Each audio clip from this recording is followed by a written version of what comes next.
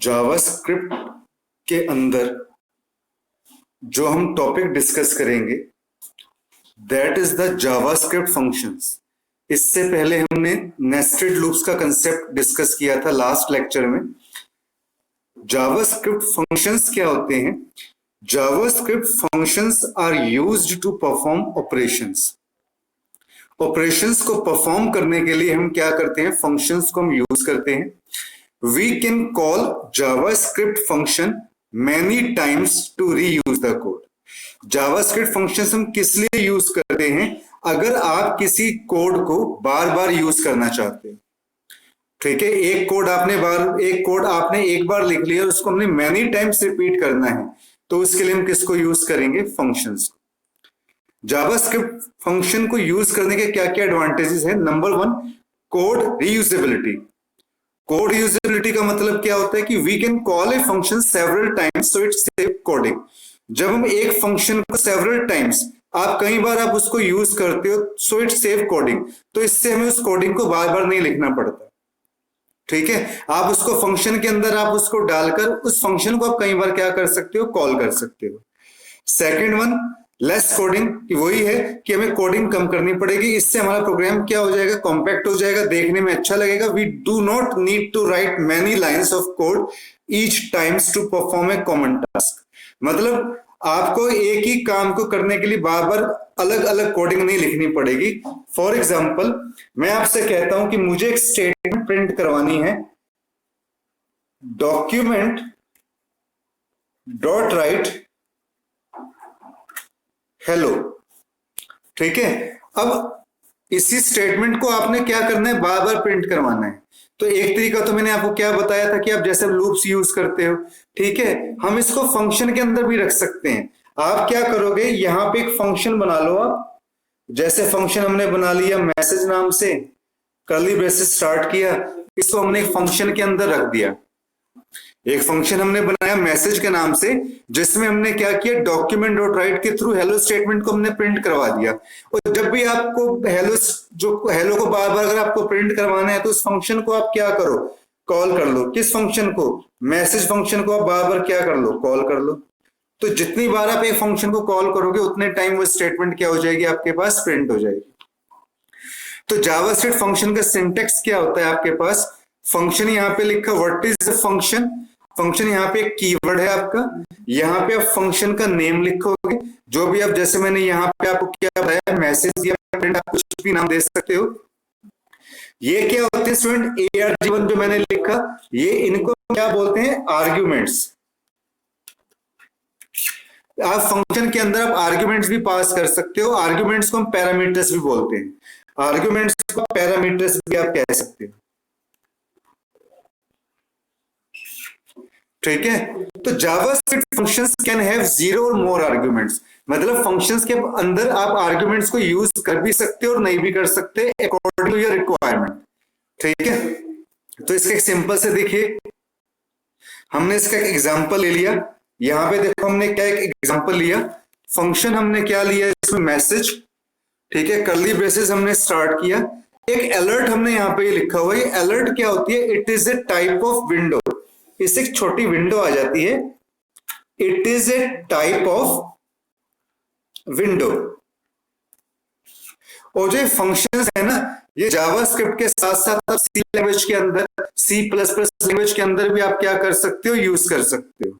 तो एक फंक्शन हमने बनाया, यहाँ पे फंक्शन एक कीवर्ड है, MSG हमने यहाँ पे मैसेज लिया, अलर्ट हमने यहाँ पे विंडो लगाई, हेलो दिस इज मैसेज, इसके अंदर हमने प्रिंट करवा दिया this is message.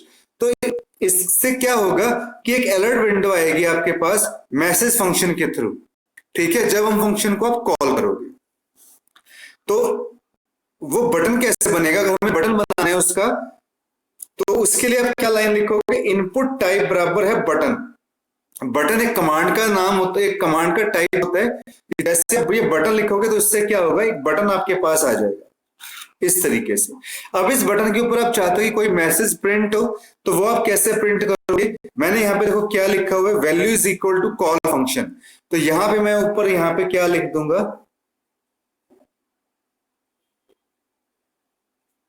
Call function, ठीक है। ऑन क्लिक ऑन क्लिक क्या होता है? On click it is a event, it is a type of event, ये एक इवेंट का टाइप होता है। और ऑन क्लिक आपने इकट्ठा लिखना है, अगर आप बीच में स्पेस दोगे तो गलत है, ठीक है। तो ये इवेंट होते हैं, जैसे हम किसी भी इवेंट को जनरेट करते हैं तो इवेंट आपके पास काम करता है।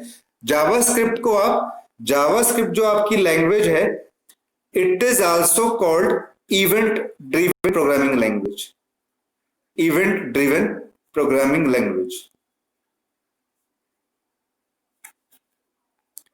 इवेंट जैसे आपके पास ऑन क्लिक हो गया, स्क्रॉल हो गया, ठीक है, तो ये आपके पास क्या होते हैं? लोड हो गया, ये क्या होते हैं? आपके पास इवेंट के टाइप्स होते हैं, ठीक है।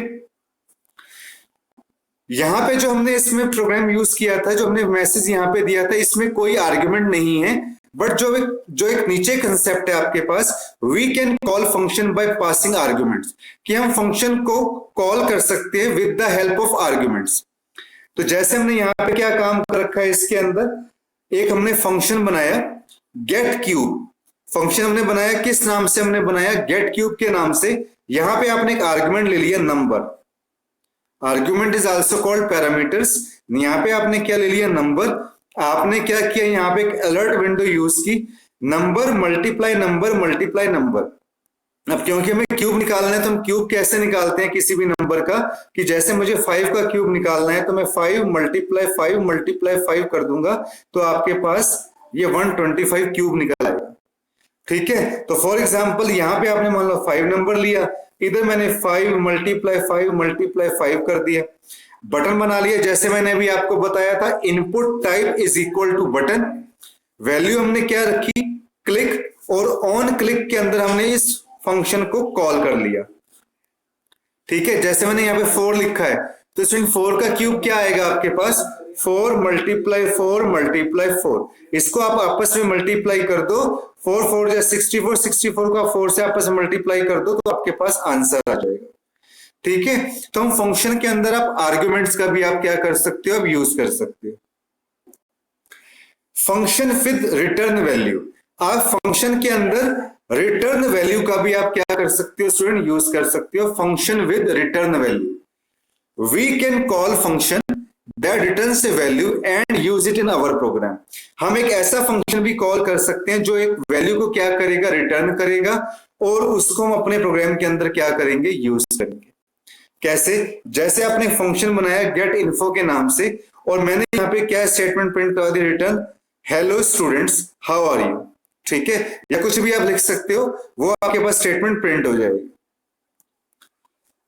तो अब इससे क्या होगा कि गेट इन्फो के अंदर आपने रिटर्न स्टेटमेंट के थ्रू आपने स्टेटमेंट प्रिंट करके, और जैसे ही जब हम इस फंक्शन को कॉल करेंगे, कैसे? जैसे आपने क्या लिखा है यहाँ पे? स्क्रिप्ट डॉक्यूमेंट डॉट राइट, मैंने यहाँ पे क्या लिख दिया? Get info. What is the meaning of get info?